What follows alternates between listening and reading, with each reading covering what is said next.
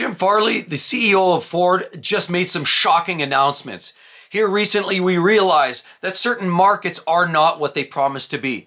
We see with brands like BYD knocking on the door. We see a lot of manufacturers struggling selling a lot of their products. We see Tesla actually down significantly on sales, and they even have extra inventory on the car lots. And now Ford is looking at losing about $5.5 billion because of this particular types of vehicles. And what we're looking at is the CEO actually said we're going to scale back on the output of their electric vehicle manufacturing. Yes, as a matter of fact, Ford said the Tennessee plant was slated to be completed, construction, built, and of building that brand new 3-row electric EV or electric vehicle SUV for the market coming up. But they said, we're pumping the brakes. We're not doing that anymore. It's clearly not going to sell. Nobody wants these electric vehicles. People are concerned with sourcing out competitively priced batteries. People are concerned with, range anxiety. People are concerned, and those are real world issues. Now, while the F-150 Lightning is marginally selling, we also know that the Mustang Mach-E is selling only because it's so heavily incentivized. And the CEO is looking at what's going on in Tesla, realizing that their struggles were real. And while Tesla is promising to still continue producing or start to produce a $25,000 a more cost-effective EV for the marketplace that everybody can get their hands on, the fact remains is it's not in the market yet. You've got BYD knocking on the door, and the chicken tax is the only thing holding back the floodgates from a lot of these foreign markets to smash down the doors and bring their low-cost vehicles. Yeah, Ford is trying to change the game. They realize that their electric vehicles are not selling. Nobody really wants those vehicles. As a matter of fact, a lot of their budget and their investment in the electric space is typically been about 40% of their annual investment going into the EVs. So research, development, manufacturing, and of course, further building and construction of facilities, investment in battery facilities and plants. And of course, because the batteries themselves are the holdup. CEO actually is stating that it's very much the batteries that are causing this high cost of manufacturing. And of course, if it costs them lots to manufacture, the costs are going to be transferred down to the buyers, and the buyers can't afford it. If the buyers can't afford the vehicles because they cost too much, all it does is leave everybody with a little bit of a hurt feelings. So Ford sees this as an opportunity, not so much to lose money because they have already seen continual losses, and their E division is losing money for Ford every single year now. And while the Mustang Mach-E has been selling competitively priced, trying to go boxing head to head, toe to toe with the likes of the Tesla Model Y, the fact remains is they're just not selling enough, and the sales of all of their EVs are a losing proposition. That's why we've heard, and I've shared this with you, Ford is promising to ramp up their commercial division, and more specifically, some of their F-250s, F-350 trucks, because that's the working trucks. They're going to focus more on that space because they know that there's more opportunity. There's businesses that need those fleet vehicles. There's a lot of people looking at doing more hauling duty, and people still need that working truck that can run the distance, that you can run 400 miles and then fuel up conveniently and not have to wait for 45 minutes or wait for a rundown electric charge station. Ford's starting to realize this. This is a real problem, and not just for Ford. The entire industry is starting to recognize that the EV market is not what it promised to be. Infrastructure is not there. The government, depending on what the government that's going in power in the fall, might be the big determining factor, how much push that these manufacturers actually have behind them, whether we continue on or whether we start scaling back. And Ford's already seeing the writing on the wall. Sure, they've got their F-150 Lightning. They've got their Ford Mustang Mach-E.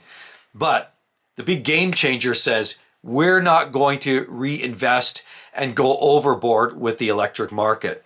We just don't see customer base there. Nobody's looking at buying these vehicles. And at the end of the day, people want something that's a little bit more reasonable. Reasonable price, reasonable to own and operate. And so Ford is deciding to ramp up and further develop and enhance their hybrid market, because the hybrid space seems to be a lot more functional. And while EV sales are dropping off a cliff, hybrid sales are ramping up. People find the opportunity to get into a vehicle that's more cost effective, more economical, much smaller battery arrangement, and certainly not as cost prohibitive. It doesn't have all the metals and particulates that go into developing these batteries because it's on a much smaller scale. You're able to benefit from a lot of the hybrid or the electric technology, but none of the drawbacks. You can still have your internal combustion engine. And by the sales of their Maverick are any indication, Ford's realizing that that seems to be the place to focus their benefits, their efforts, their dollars and cents and investments, because nobody's looking at buying electric vehicles. And while you have some of the early adopters, Ford's realizing that nobody wants this. They've also seen that Tesla is a one-trick pony and Tesla's going through the major struggles. But they're looking across the pond, across the fence, and Ford's realizing that even GE and Mary Barra is also struggling with the idea of some of these electrified vehicles. While GM's scaling back, Ford's now scaling back, Tesla has no choice, but all of the other conventional manufacturers that conventionally build internal combustion vehicles are also slowing down the output. And while they have to meet the market head on, that's what Ford's approach is. That's exactly what they're saying. We want to meet the customers where the customers want to be. We don't want to drive the market and have the customers follow us. We want to meet where the customers are going to sit. The customers want this. We're going to shift and navigate and follow what the customers are looking for.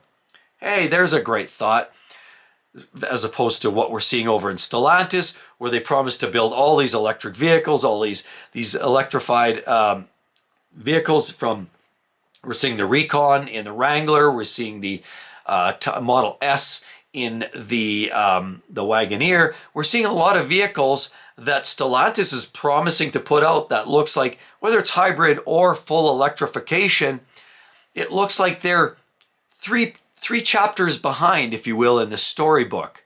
They're not seeing what the market is actually looking for. And so I will give credit to Ford for actually understanding and analyzing the market a little better and try to meet the customers where the customers want to be.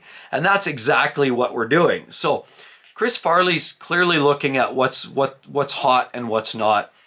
And Ford's trying to make the right adjustments, trying to navigate, and coming across some details here.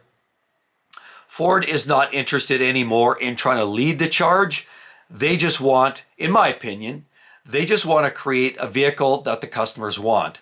And so instead of that 40% investment, they look at investing down to 30%. So they want to reduce the spend on their electrified manufactured vehicles.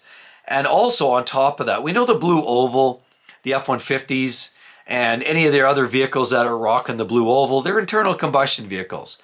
We know sales have been strong, but they are going down year over year. Their sales are dropping like off a cliff. So they're having to shift, they're having to adapt. So their commercial market is keeping them afloat. That's about the only thing keeping Ford afloat. Because sure, their Blue Oval's doing fine and their internal combustion vehicles are selling products, we're looking at a market that's evolving for the popularity to go bye-bye on the ICE vehicles. And that's the game changer. Getting away from the idea of pure ICE, but tossing the whole idea of pure EV, and literally just keeping a very niche component. The electric space within Ford is that game changer component. They're almost leading by charge here. And that's what a lot of other manufacturers are going to learn the hard way. And unfortunately, manufacturers like Tesla don't have the option, but Ford does. They're able to shift and move and navigate a little bit.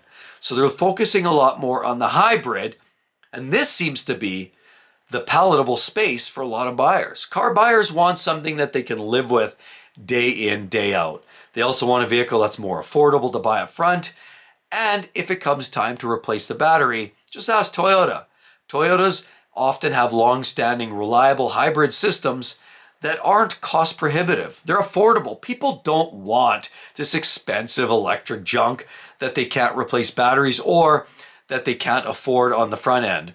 Because if some of these manufacturers were able to offer up a cost-effective version, and say you could get into a brand new Mustang Mach-E for $18,000, I think there'd be a lot more people buying. But there's still too many hang-ups. The cost, the battery replacement, the range anxiety, installing these charging stations at their homes. Ford's realizing that, and they're making this big tidal shift to say, you know what, we're going to put that over there. We're canceling all plans for that 3-row SUV, and we're scaling back our overall output and spend on a lot of the electric market or vehicles.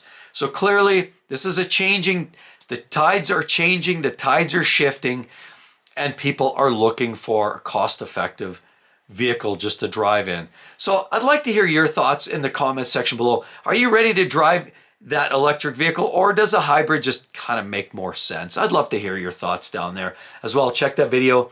Definitely going to like that. That's going to tell you all what you need to know. Hope to see each and every one of you on the next one. See you real soon. Bye-bye.